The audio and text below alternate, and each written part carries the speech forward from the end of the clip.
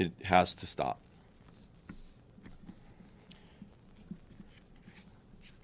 The shooter used the ICE tracking apps. Anyone who creates or distributes these apps that is designed to spot, track, and locate ICE officers are well aware of the dangers that they are exposing to law enforcement. It's a casting call to invite bad actors to attack law enforcement officers. It's no different than giving a hitman the location of their intended target, and this is exactly what we saw happen in Dallas yesterday. The media has been amplifying these apps even as we warned them it would only lead to more attacks on law enforcement. We truly wish we didn't have to say, "I told you so," but here we are. ICE continues to prioritize the safety and security of our personnel, detained aliens, and facilities. We will do everything possible to increase security to counter the increased wave of these lethal attacks. Again, we call on those who foment violence and vilify our law enforcement officers to cease the dangerous rhetoric. We also call on law-abiding Americans everywhere to report any suspicious activity. The individual that was out there yesterday shooting at our agents and our officers was trying to take the lives of law enforcement people doing their job. Instead, he killed a detainee and shot 2 others. That is something that's unacceptable. The rhetoric that's out there on social media, the rhetoric that is being said by some community leaders in other states needs to stop. There's been an increase in violence against ICE agents, not only in Texas and Dallas, but across the country in violent protests. Again, I ask everybody to just stop.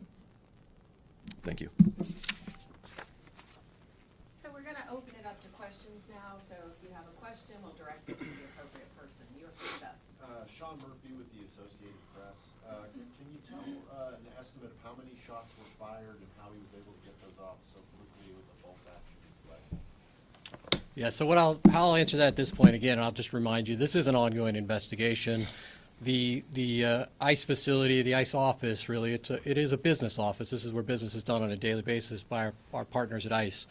That is still an active crime scene. We still have personnel out there. As I mentioned earlier in my remarks, we brought in resources from San Antonio, Oklahoma City, obviously our own FBI resources here in Dallas, as well as folks from our lab, because we are going to do a thorough and exhaustive investigation and make sure that we have a full accounting of all the evidence that's at that scene. Again, those efforts are ongoing at this time. I'm going to go here real quick. Thank you. Can you talk to us more about the detainees in the van? Were they transported to Alvarado, Texas, and what happened to them? You're referring to detainees that were not injured? Correct. Yeah. And if you could give us an update on the ones that are injured, identities, nationalities. So I won't be providing any updates at this time on the identities of the detainees that were injured. ICE has a process from notifications to consulate and to next of kin. That process is ongoing, and so we'll defer to our ICE counterparts at some point to determine when it's the right time to release that information. The other detainees remain safe. They are victims as well of this violent crime, and they are people that we are actively interviewing as part of our investigation. Right here to the front.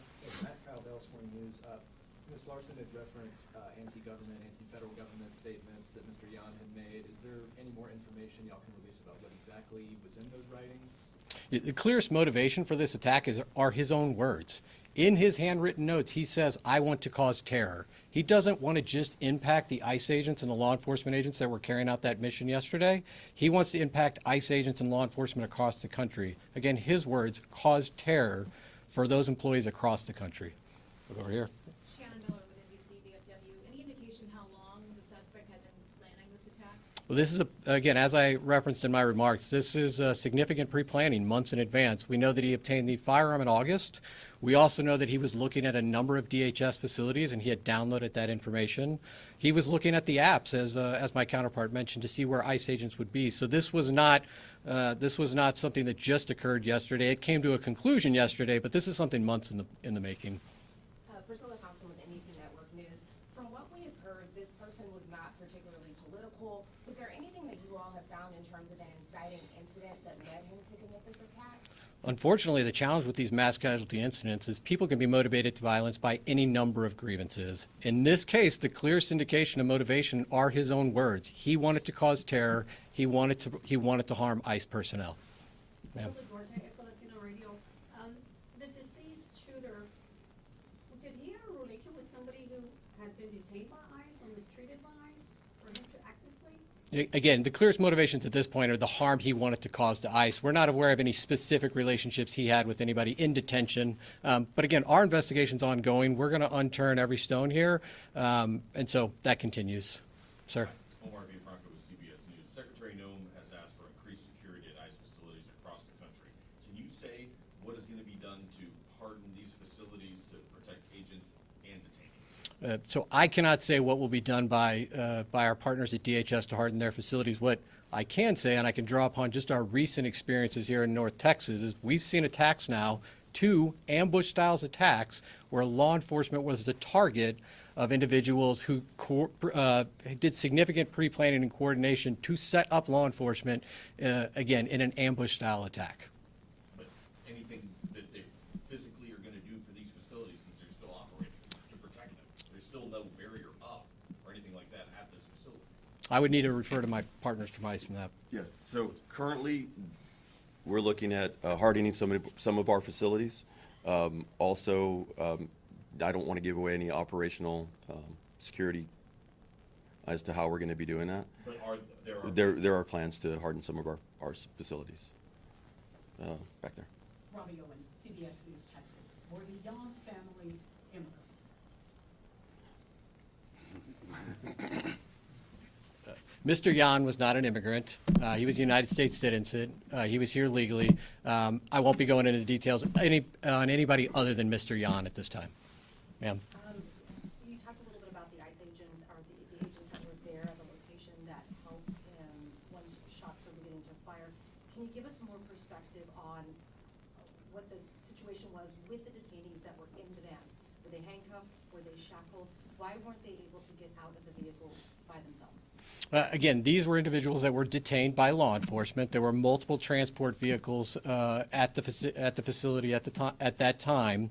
Again, what I would stress at this point is under gunfire, multiple federal agents ran into that fire to remove these individuals and to attempt to render life-saving aid under the most dire circumstances. Just for clarity, they were restrained.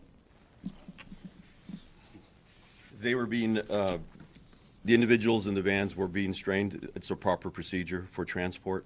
The individuals that are brave men and women that went out there to go help and rescue were the ones that were injured and could not leave the van on their own. And we know that that's common, because we've seen obviously transports before, so we just wanted clarity to understand why they weren't able to leave on their own. The other individuals that were in the van were able to leave on their own. It was the ones that were injured were unable to exit the vehicle. Sir, you, yeah. Have you guys gotten any cooperation from the suspect's family and this idea that the anti-government, federal government attitude were there? Have any family members expressed any signs that we knew that this was happening, or was this just all happening? Back to you, sir. As is common in these investigations of mass casualty incidents, we are going to interview everybody we can identify that might have information about the motivations or who might have information about the pre-planning or who may have assisted in this attack. I won't be outlining every interview we conducted today, but we will be doing a thorough investigation. And again, one of the reasons we asked for additional information for the public is if there are those out there that had contact with Jahn, we would like to hear from them, and we would like to gain an understanding of what their relationship was. I won't be going into details about other aspects of the investigation. Luke Clary, WFAA. Can you expand on why you believe that he acted alone here, and can you go into it all, any activity he may have had in online forums or communities that may have influenced his action?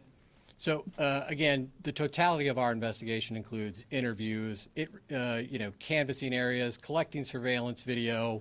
We're certainly looking at his digital footprint online as well as digital devices. I'm not going to outline the details from every one of those. Again, his own words called out that he committed this act alone, and all the evidence we have to date would indicate that that's accurate. Alex with Fox 4 News. what'll happen in the coming days with that facility? Are there detainees being held there? Have they all been taken away?